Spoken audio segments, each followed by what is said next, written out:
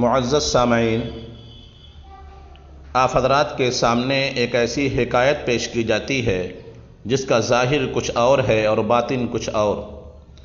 ایک گاؤں میں ایک مؤذن تھا، اس کی دلخراش آواز سے سب لوگ نالاں تھے، مگر مؤذن کو خوش فہمی تھی کہ اس کی آواز بے حد سریلی اور میٹھی ہے۔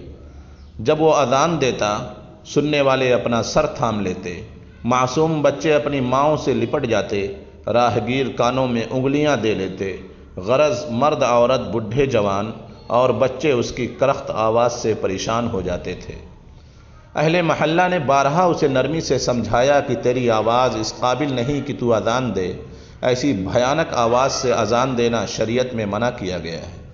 محلے والوں کی جان اس سے عذاب میں تھی، سننے والوں کی نیندیں حرام ہو جاتی تھیں، سروں میں درد ہونے لگتا تھا۔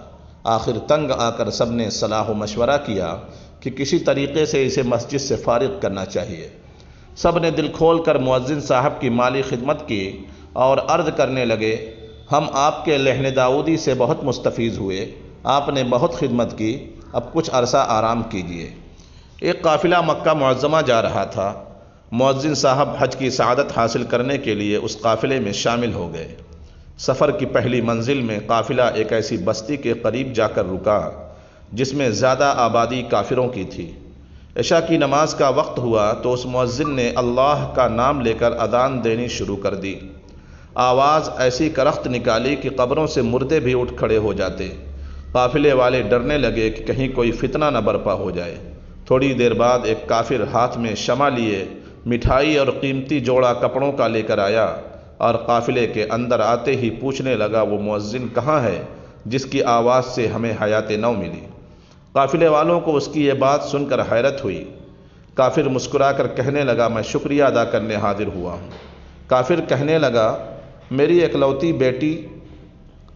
اکلوتی لڑکی ہے، نہایت حسین و جمیل اور نازک دماغ ہے، مدت سے اس کی آرزو تھی کہ مسلمان ہو جائے۔ ہم اسے برابر سمجھاتے رہے کہ یہ خیال چھوڑ دے، اپنے باپ دادا کا مذہب نہ چھوڑ، مگر اسے کوئی نصیحت کارگر نہ ہوئی تھی۔ اسلام کی محبت اس کے دل میں جاگزیں ہو چکی تھی۔ اس سبب سے میں ہمیشہ پریشان اور خوف زدہ رہتا تھا، مگر آج اس مؤذن کی آواز نے وہ کام کر دکھایا جو ہزار نصیحتیں بھی نہ دکھا سکیں۔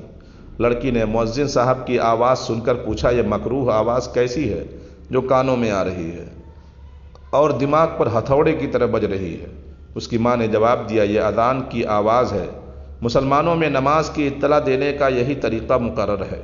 اس کے بعد میری لڑکی نے مجھ سے یہی سوال کیا، میں نے بھی یہی جواب دیا کہ واقعی یہ مسلمانوں کی اذان کی آواز ہے۔ اسے یقین آتے ہی خوف سے اس کا رنگ زرد پڑ گیا اور ہمارا دل سرد ہو گیا۔ اس نے اسی وقت طے کر لیا کہ وہ اسلام قبول نہیں کرے گی۔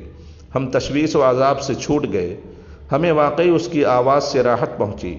اب میں اس مؤذن کا احسان مند ہوں اور شکریہ کے طور پر یہ نذرانہ اس کے لیے لایا ہوں۔ کافر مؤذن سے بغل گیر ہو کر دعائیں دینے لگا اور کہنے لگا کہ جناب، آپ میرے محسن ہیں، آپ نے آج وہ احسان مجھ پر کیا ہے کہ ساری زندگی آپ کا غلام رہوں گا۔ اگر میرے قبضے میں کسی ملک کی بادشاہت ہوتی تو آپ کو اشرفیوں میں تول دیتا۔